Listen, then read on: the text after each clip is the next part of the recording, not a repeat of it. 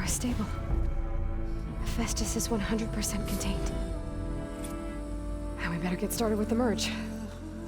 It's all set up. Gaia, establish the link, please. Done.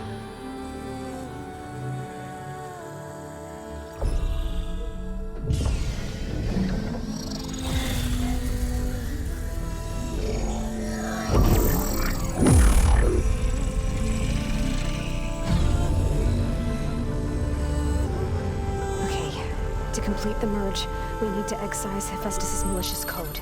Carefully.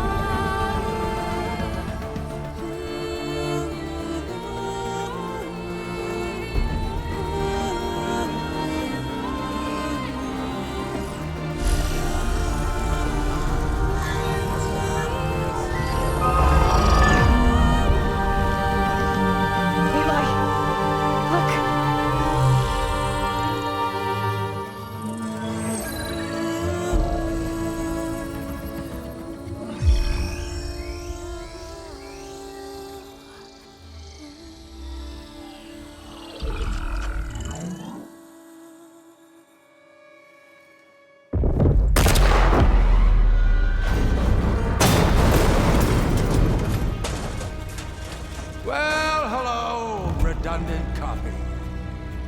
You cost us quite a lot of time.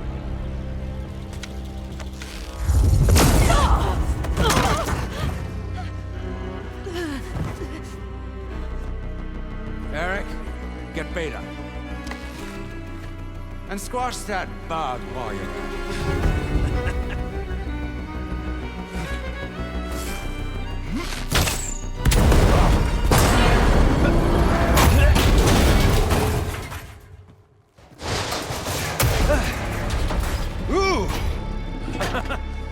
Get behind me.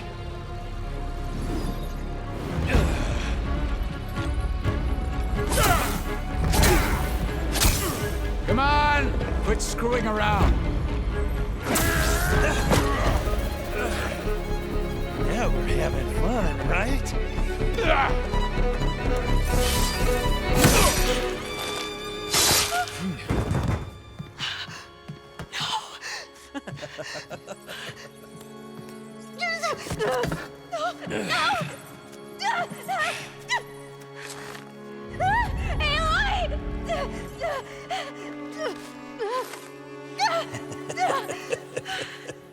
Finally. Tilda, get Gaia and Hephaestus ready for transport. Tilda! I failed. Hush. All is not lost. Tilda! What the hell are you doing? Stop her! I can't even see her!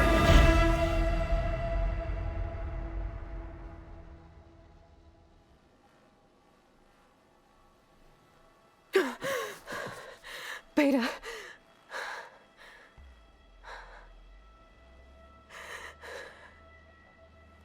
Farrell.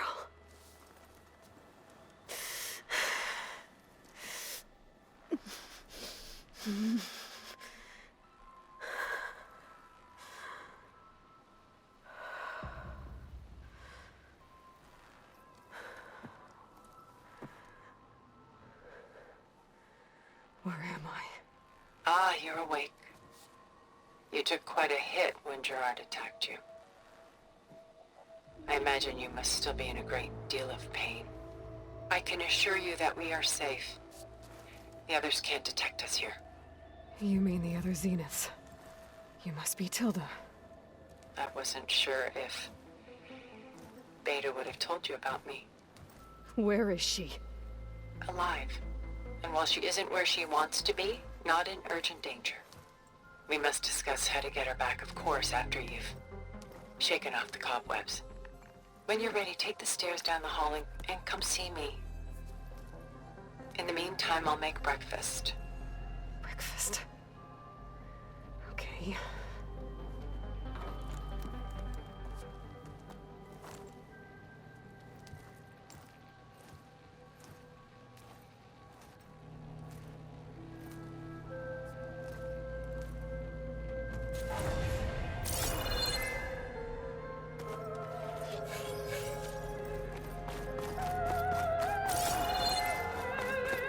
What is this?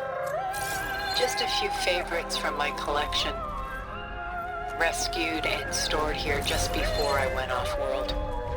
Take a look, if you like. I'm curious to hear your impressions. My friend is dead. Done so soon? I've got more important things to worry about.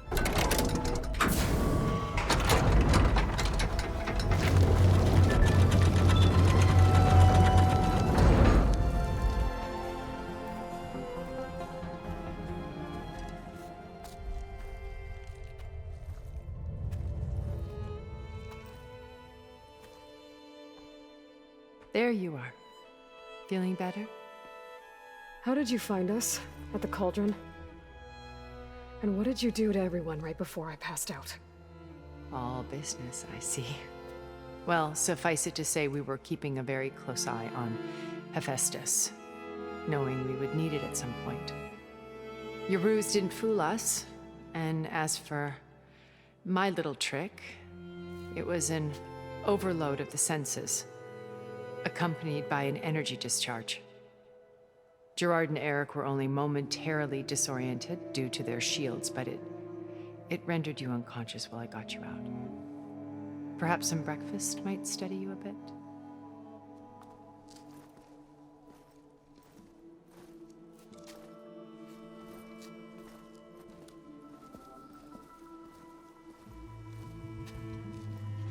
This was your house. The one you recreated for Beta, in the data channel you shared. How perceptive of you. Please, this way. After everything your people have done, you think I'm just gonna sit down and have a chat with you? They're not my people. They never were, and especially not now.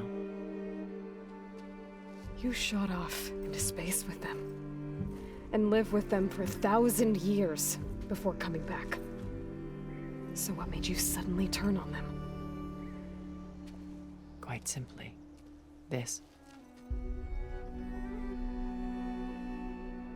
My old focus. You repaired it? But that means you've seen. Incredible things.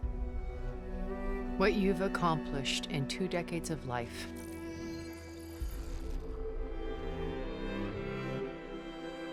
A 1,000 years at my back and I haven't even come close.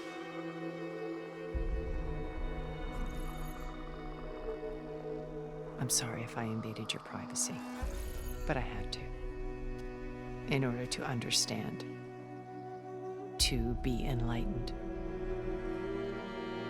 You truly are Elizabeth's blood. With her drive, her sense of mission, her integrity. Watching all this shamed me for the company that I've kept. Having seen it, all I want is to help you. Even if it means stopping your friends? Especially so. Please, sit down.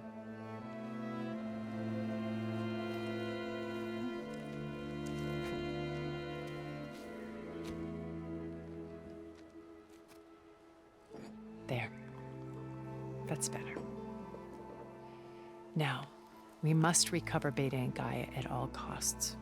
By now, you must know that Gerard intends to use Gaia to reboot the Earth's biosphere. Remaking this world to specifications that would only suit us immortals. This process will kill every living thing on the planet. He calls it a clean install. Not if I stop him first. Not if we do.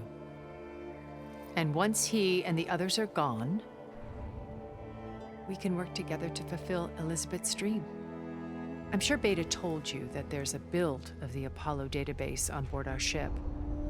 A complete collection of human knowledge. With that and Gaia, we could do everything Elizabeth wanted.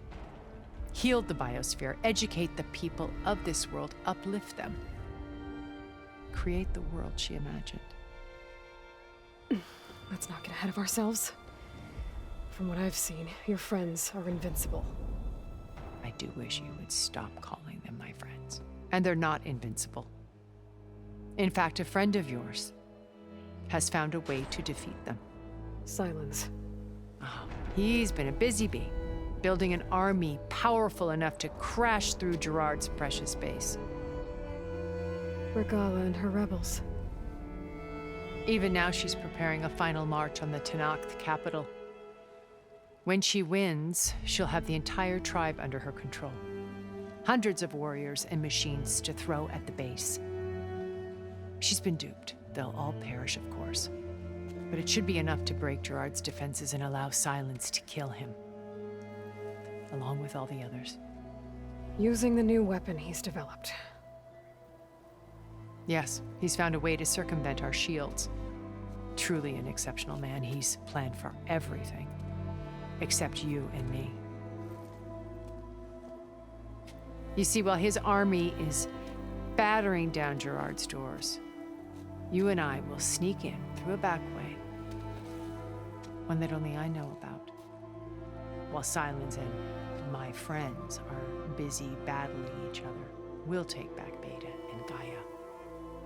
I told you I want to help you. I mean it.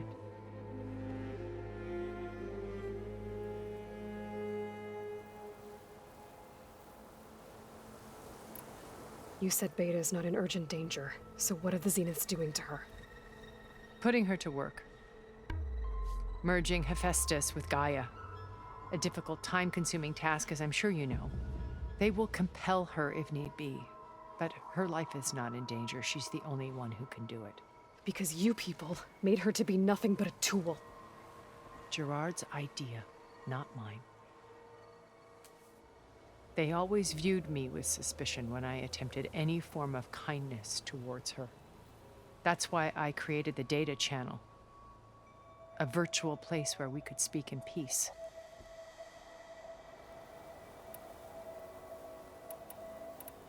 So this channel you shared with Beta, none of the other Zeniths ever found out about it. Gerard believes he's the most cunning of all of us. Even after 1,000 years, he still can't imagine that I would outwit him. The channel allowed me to interact with Beta away from their mistrustful eyes. It offered us a chance to be ourselves. Until you cut off all contact. Yes, though it pained me. I was worried that our meetings would do her more harm than good. Well, she felt like you tossed her aside. I was afraid the others would find out and punish her. She may not have had the comforts of friendship anymore, but at least I ensured she was safe. I know it seems harsh, but you must believe that her well-being has always been paramount to me. My old focus. How did you find it, let alone repair it? When we encountered you at the Hades Proving Lab, Gerard saw you as a redundancy. I knew better. You were a revelation. After your dramatic escape, bravo, by the way. Gerard and Eric assumed you were dead and gave up the hunt. I wasn't so sure.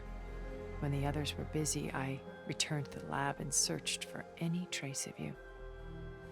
That's when I found this little treasure. Not easy to repair, but certainly worth the effort. As I watched your life unfold, you were like a splash of color on a worn canvas. What Liz was, and more. Did you show it to the others? Of course not. It was your actions that inspired me to defy them. It's worth noting that if I hadn't found it and watched its contents, I wouldn't have known to save you at the cauldron. You'd be dead. So I should be grateful? If you like.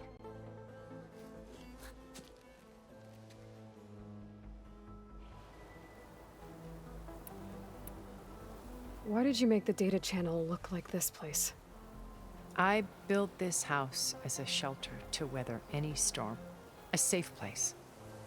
Not just for me, but for the art stored below. Cultural artifacts of incalculable value.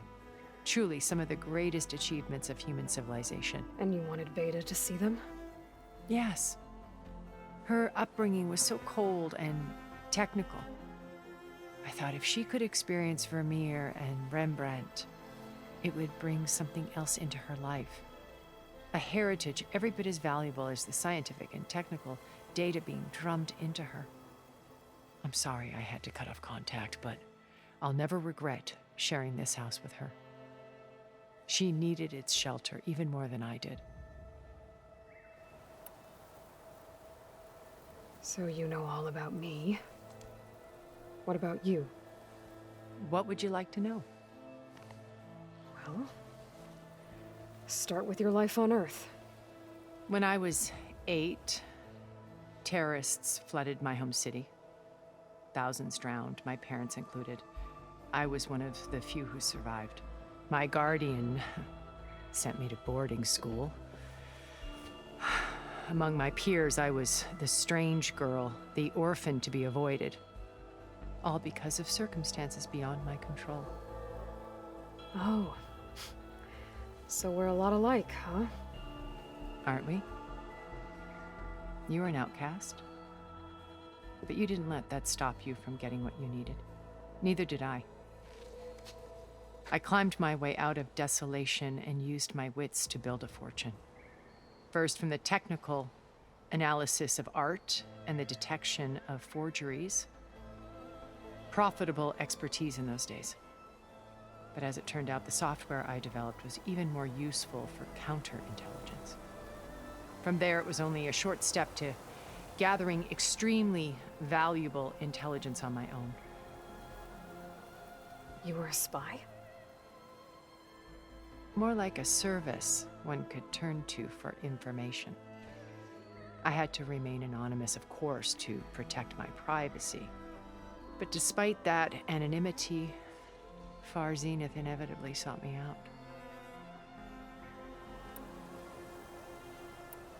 What happened when Far Zenith approached you? They painted an irresistible vision of humanity's future. One where we need not fear illness or death, where we explored the furthest reaches of the stars and thrived. It was only later that I realized that they only intended to bequeath this future to the rich and powerful. By the time I finally figured it out, the walls were closing in, Pharaoh's machines were devouring the earth. So I accepted Far Zenith's invitation to a berth on the Odyssey. I wanted Liz to come, but she had nobler plans, as you well know.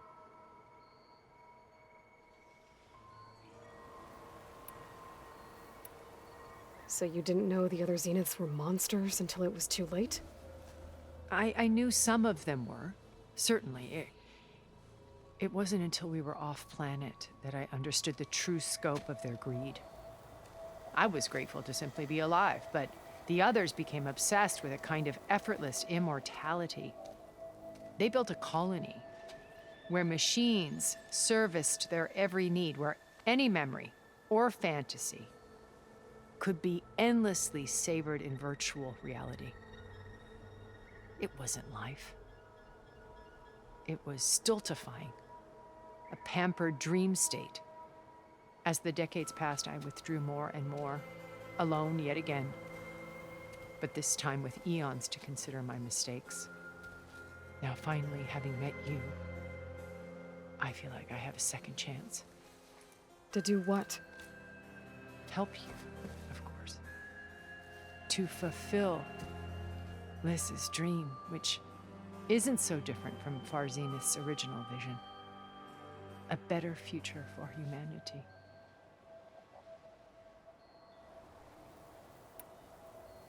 Beta told me your colony was destroyed.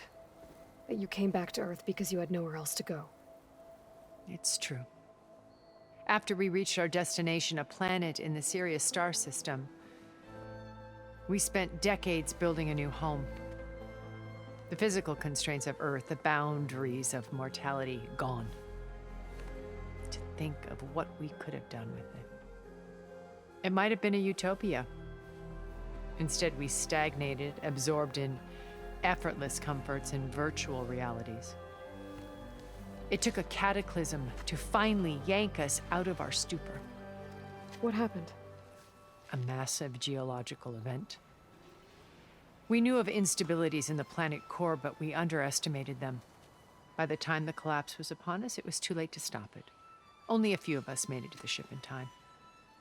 We set course for Earth, the only safe harbor left to us. Which you decided to make unsafe for anyone else. Not me. Gerard. He believes it's better to wipe the canvas clean than work around the smudges. No more primitive tribes, no more combat machines, only a blank slate to do with as he pleases. But we will stop him. All we have to do is get into that base. What exactly is your plan to sneak into the Zenith base? We will make use of a lesson I learned from an early age. Always know your exits.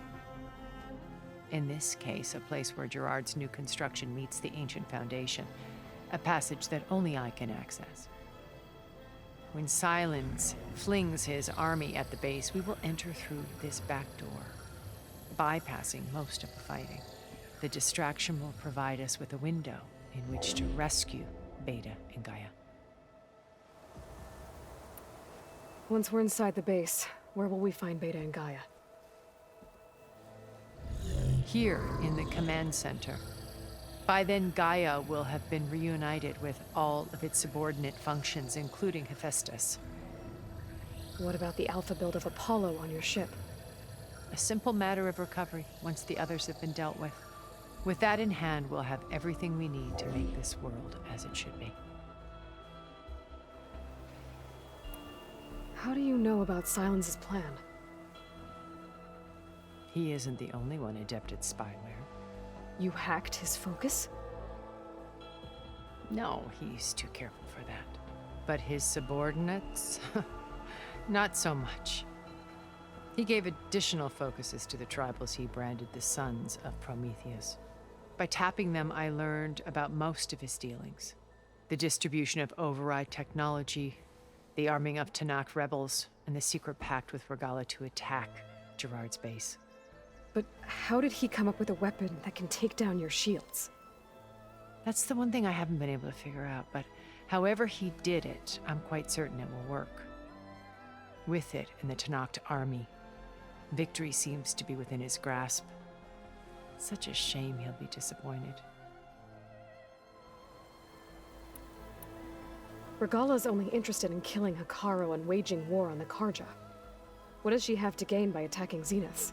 It's the price she must pay for her war. Without the ability to override machines, her little rebellion would have languished in the desert. So she trades with the Sons of Prometheus. Machines to help her overthrow Hikaru. In exchange for an assault on the base. Pride has deluded her into thinking she can actually survive such a battle. And all without ever knowing who the Sons of Prometheus really answer to. Yet for all of Silence's brilliance, still he underestimates you. That blind spot is what will allow us to take Beta and Gaia right out from under him. While hundreds of Tanakh are cut down outside. So you knew Elizabeth. What was she like?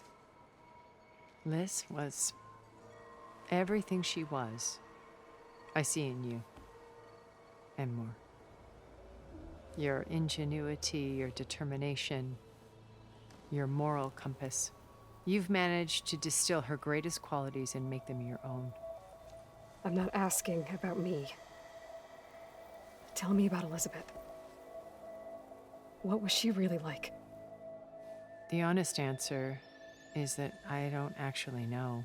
For all the time that I spent with her, she always kept a part of herself locked away. It was like that from the moment we met. So when you met Elizabeth, she was what? Distant? Aloof? Not aloof. Not exactly. It was a summit in Paris about machine learning, a touchy subject in those days, because regulatory authorities were just starting to clamp down on AIs. Liz gave the keynote address. She had already achieved great renown for her work in automated environmental reclamation. But in her address, she was just starting to imagine the next step, an AI-driven system that wouldn't just act on its programming, but actually take responsibility for its sphere of influence. To care about life. Not just follow orders. Revolutionary stuff. I was fascinated. And I wanted to meet her for a long time. I watched her after her talk. She had spoken with such moral authority, such empathy. But after that, she retreated. I could tell she felt uncomfortable with all of her admirers. It was as if giving the talk had cost her something. I didn't want to be a pest, so I planned my approach carefully. So how did you finally approach Elizabeth after her talk? I picked the right moment. The morning of the next day, right as she came back to the conference, she had just had her coffee. She was fresh, rested. It was like she had braced herself for the onslaught of colleagues. I asked if I could walk with her, then put forth a question about her talk that I thought was intelligent. Her answer made me realize it wasn't, but she was very welcoming. Almost as if we were previously acquainted. It was only halfway through the conversation that I realized she knew exactly who I was. It was quite a shock to me. My business was trafficking in secrets, and I took great pains to protect my anonymity. So that was Liz, perpetually one step ahead. I came to view our meeting as a metaphor for our friendship. She always seemed to know me far better than I knew her. I guess I know the feeling.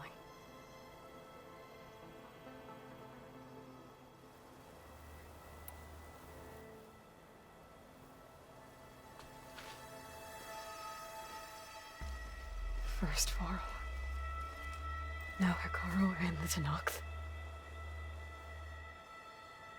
Your plan would wipe out an entire tribe. There has to be another way. We are in an admittedly desperate situation, but I assure you there isn't. Remember Zero Dawn. Elizabeth's sacrifice. Sometimes many have to die for a new world to grow. If it looks impossible, look deeper. Wait. The data channel. It still exists, doesn't it? I need you to open it. Let me talk to Beta. Impossible. We might be detected. It's worth the risk. There is another way, one where the Tenakth survive. But we won't. If the others... If you want to help, open it.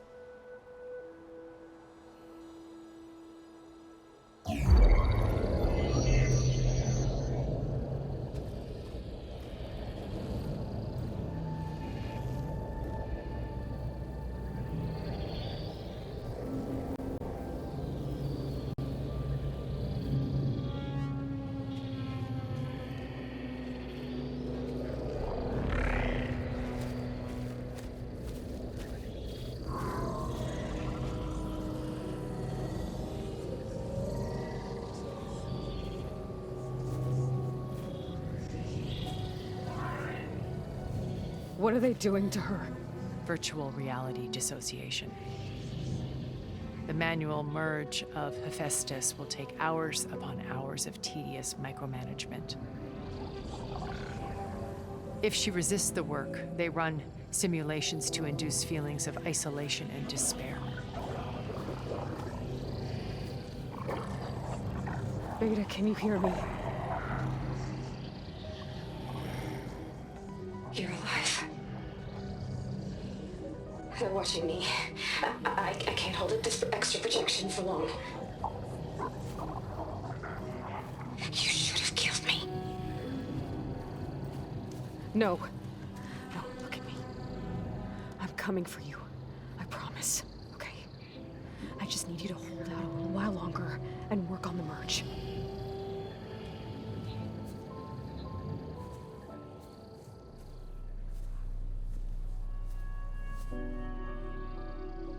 Then I think it can be done.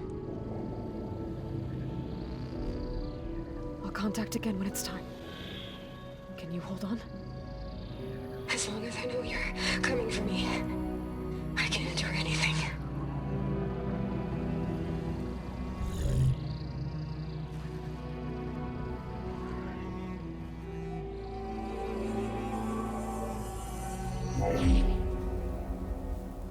All right. I did as you asked. Now I think you need to tell me what you're planning. I'm going to take Silent's army away. I don't need it.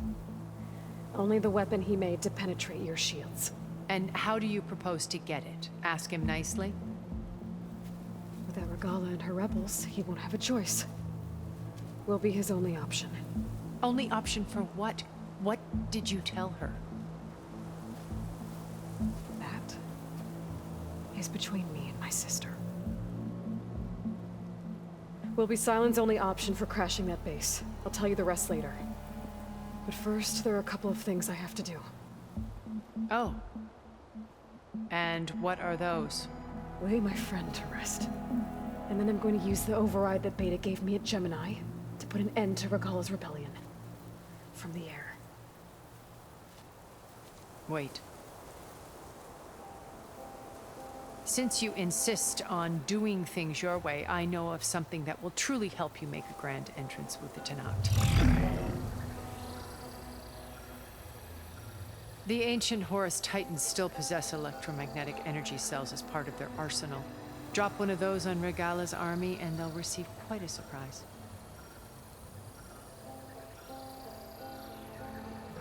So go, do what you must. I'll come to your base if you manage to bring Silence to the table. Not if. When.